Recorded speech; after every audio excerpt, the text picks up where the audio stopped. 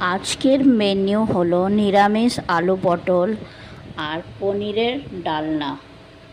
তার জন্য আমি পটল, আলু আর এই যে দেখুন পনির ভেজে নিয়েছি।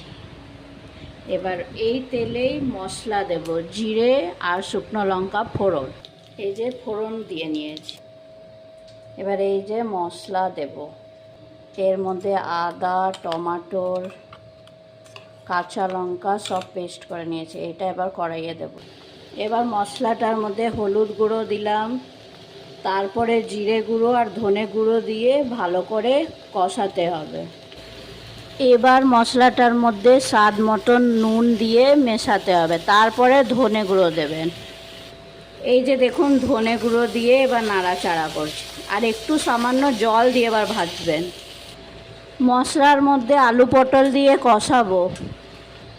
এবার ঝোল দিয়ে পনির দিয়ে এটাকে সেদ্ধ করার জন্য ঢেকে রেখে দিতে হবে। ঢাকনা খুলে দেখে নেবেন সেদ্ধ হলো কি না, তারপরে ঘি আর গরম মশলা দিয়ে পরিবেশন করবেন।